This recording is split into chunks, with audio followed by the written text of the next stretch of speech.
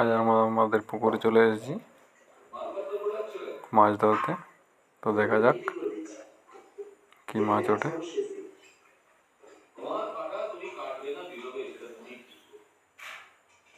হ্যাঁ, মাছ টানছে, বোঝা গেছে।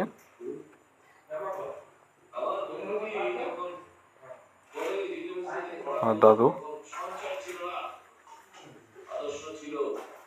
আস্তে আস্তে করে জালটা তুলছেন। এই তো একটি বড় কাতলা মাছ উঠেছে। দেখা যাক সামনে এলে কি বোঝা যায়, ঠিক বুঝতে পারলাম না। হ্যাঁ,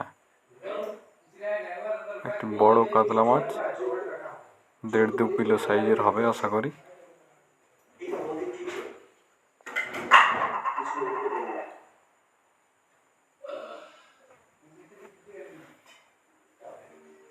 আর কিছু রুই মাছ ধরা হয়েছে।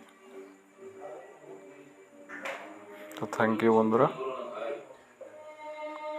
চ্যানেলটিকে সাবস্ক্রাইব করে দেন।